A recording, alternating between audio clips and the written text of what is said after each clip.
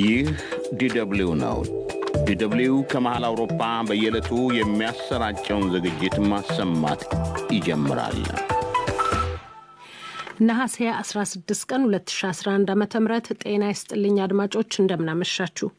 ቦን ከተማ ከሚገኘው የዶች ቨለ የቀጥታው ስቱዲዮ የዕለተ ሐሙስ ስርጭታችን እንሆ ጀመረ። ሸዋዬ ለገሰ ለአንድ ሰዓት አብሬያችሁ ቆያለሁ።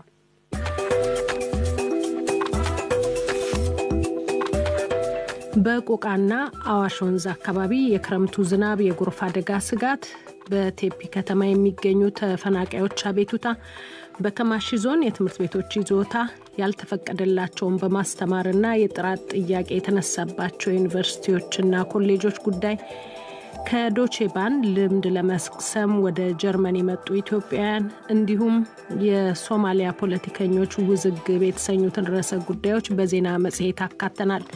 ሳምንታዊው የዕለተ ሐሙስ መሰናዶ የባህል መድረክ ከሰሞኑ የነበረውን የዳግማዊ አጼ ምኒልክና የእቴጌ ጣይቱን የትውልድ ቀን ያስቃኘናል።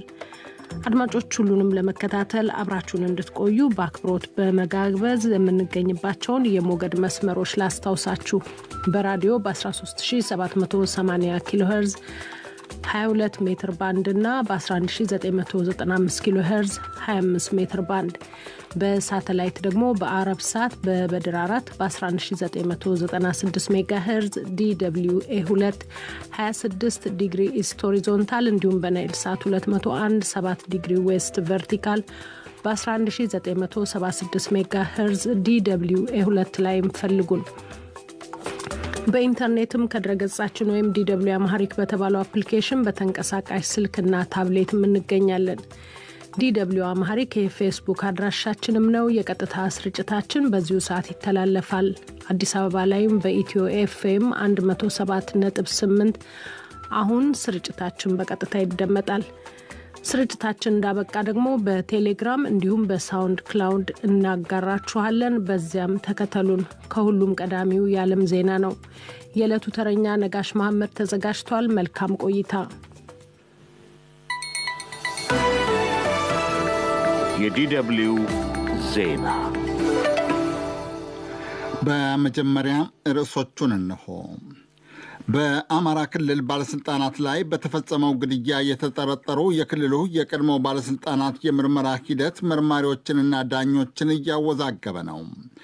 ዛሬ የተጠርጣሪዎችን ጉዳይ የተመለከተው የባህር ዳር ወረዳ ፍርድ ቤት ለምርመራ ተጨማሪ ጊዜ እንዲሰጥ መርማሪዎች ያቀረቡትን ጥያቄ ውድቅ አድርጎታል።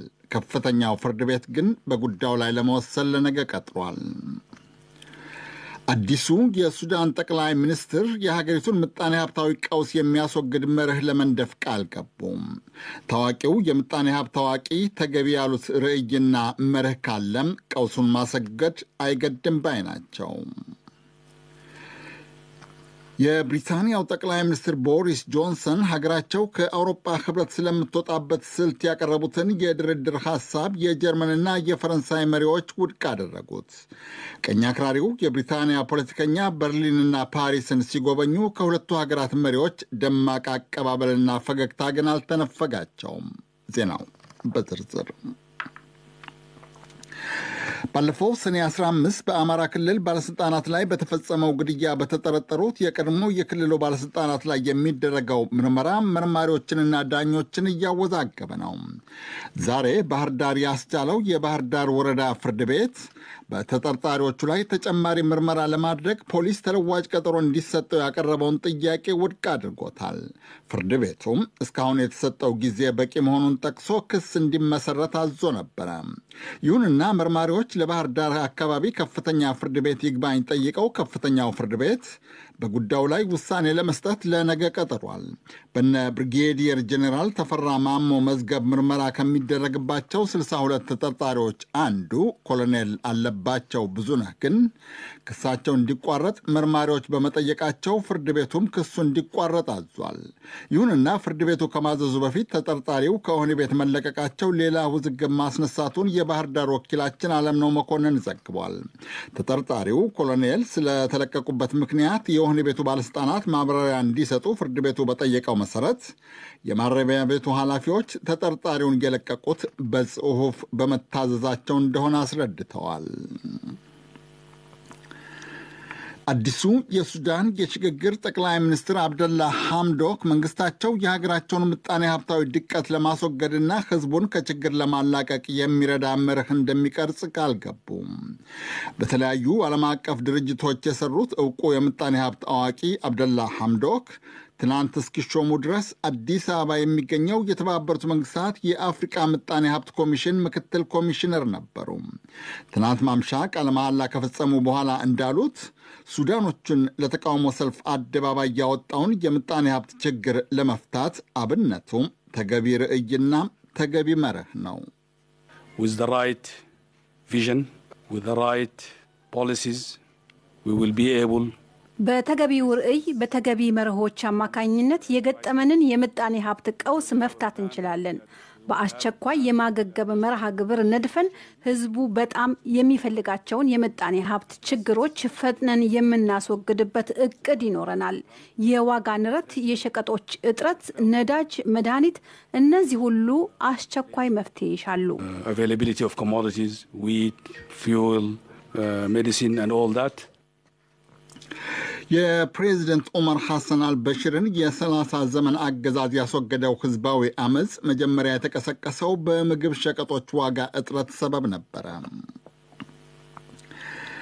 በሌላ ዜና የሱዳን ተቀናቃኝ ኃይላት ተጣማሪ የሽግግር መንግስት በመመስረታቸው የተለያዩ መንግስታትና ድርጅቶች ድጋፋቸውን እየገለጹ ነው። የዩናይትድ ስቴትስ፣ የብሪታንያ፣ የሳውዲ አረቢያና የግብፅ ውጭ ጉዳይ ሚኒስቴሮች በየፊናቸው ባስተላለፉት መልእክት አዳዲሶቹ ባለስልጣናት ሀገራቸውን ከችግር ለማውጣት ተባብረው እንዲሰሩ አደራ ብለዋል። የአፍሪቃና የአውሮፓ ህብረቶች ለአዲሱ የሽግግር መንግስት ድጋፍ ለመስጠት ቃል ገብተዋል። የተባበሩት መንግስታት ድርጅት ዋና ጸሐፊ አንቶኒዮ ጉተረሽ በቃል አቀባያቸው በኩል እንዳሉት ደግሞ በተለይ የሽግግር ርዕሰ ብሔርነቱን ስልጣን የያዘው ምክር ቤት መመስረቱን አስደሳች ብለውታል። We warmly welcome the nomination by the Transitional Military Council. የሽግግሩ ወታደራዊ ደርግና የነጻነትና የለውጥ ኃይላት የሉዓላዊ ምክር ቤት አባላትን መምረጣቸውንና የተመረጡት ቃለ መሐላ መፈጸማቸውን በከፍተኛ ደስታ ተቀብለነዋል። ሁለት ሴቶች የሉዓላዊ ምክር ቤቱ አባላት መሆናቸውን በጥሞና ተከታትለነዋል። በሁሉም የሱዳን የሽግግር መንግስት አካላት ውስጥ የሴቶች ተሳትፎ እንዲጠናከር እንጠይቃለን። The inclusion of women in all transitional bodies in Sudan. ይህ ዶይቼ ቬለ ነው። የሶማሊያ ደቡባዊ ግዛት ጁባላንድ አወዛጋቢ መሪ አሕመድ መሐመድ መዶቤ ለተጨማሪ ዘመነ ስልጣን ተመረጡ። የጁባላንድ ምክር ቤት አፈ ጉባኤ እንዳስታወቁት ከ74 የምክር ቤቱ አባላት መካከል 56ቱ ድምፃቸውን ለመዶቤ ሰጥተዋል። መዶቤ በግዛት ይገባኛል ሰበብ ከሶማሊያ ጋር ከምትወዛገበው ኬንያ ጋር ጥብቅ ወዳጅነት በመመስረታቸው ከሀገራቸው ማዕከላዊ መንግስት ጋር ተቃቅረዋል። የሶማሊያ ማዕከላዊ መንግስት በዛሬው ምርጫ የተፎካከሩትን እጩዎች የመለየቱ ሂደት የሀገሪቱን ህገ መንግስት የጣሰ ነው በማለት ምርጫና ሂደቱን ውድቅ አድርጎታል። በሶማሊያ የተባበሩት መንግስታት ተልዕኮ በበኩሉ ጉዳዩ የሚመለከታቸው ሁሉም ወገኖች የምርጫውን ሂደት ስላልተቀበሉት ውጤቱ ተቀባይነት ማግኘቱን አጠራጣሪ ብሎታል። መዶቤ መመረጣቸው እንደተሰማ ለምክር ቤቱ ባደረጉት ንግግር ተቃዋሚዎቻቸውን ጨምሮ ከሁሉም ወገኖች ጋር ለመነጋገር ፍቃደኛ ነኝ ብለዋል። መዶቤን የመረጠውን ምክር ቤት የሚቃወመው ሌላ የጁባላንድ ምክር ቤት ደግሞ የፌዴራሉ ምክር ቤት አባል የሆኑ ፖለቲከኛ አብዱረሺድ ሃዲ ግን የግዛቲቱ ፕሬዝደንት አድርጎ መርጧል። የሶማሊያ ማዕከላዊ መንግስት ስለ ተቃራኒው ምርጫ ውጤት እስካሁን ያለው ነገር የለም። የየመን ጦርነት ለረሃብና በሽታ ለዳረገው የሀገሪቱ ሕዝብ መርጃ የሚውል ገንዘብ በአፋጣኝ ካላገኘ እርዳታ መስጠቱን እንደሚያቋርጥ የተባበሩት መንግስታት ድርጅት አስጠነቀቀ። በየመን የዓለም አቀፉ ድርጅት የሰብአዊ እርዳታ ተጠሪ ሊዘ ግራንዴ እንደሚሉት ድርጅታቸው ያለው የምግብ ክምችት 12 ሚሊዮን ለሚሆነው እርዳታ ፈላጊ ሕዝብ ለ2 ሳምንት እንኳን አይበቃም። ብሪታንያ ከአውሮፓ ህብረት አባልነት ስለምትወጣበት ስልት አዲሱ የሀገሪቱ ጠቅላይ ሚኒስትር ከጀርመንና ከፈረንሳይ መሪዎች ጋር ያደረጉት ውይይት ብዙም አግባቢ ውጤት አላመጣም።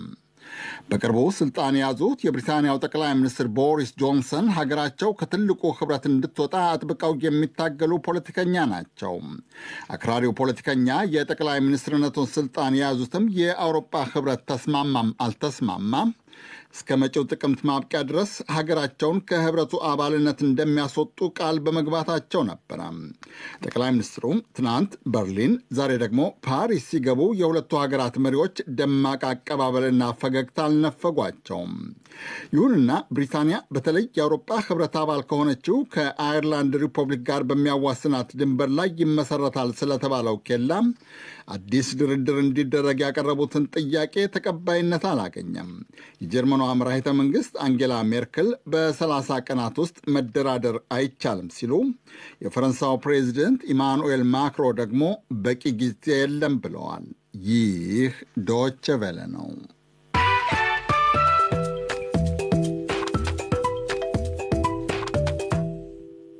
ዜናውን ለማብቃት ርዕሶቹን በድጋሜ ላስታውሳችሁ።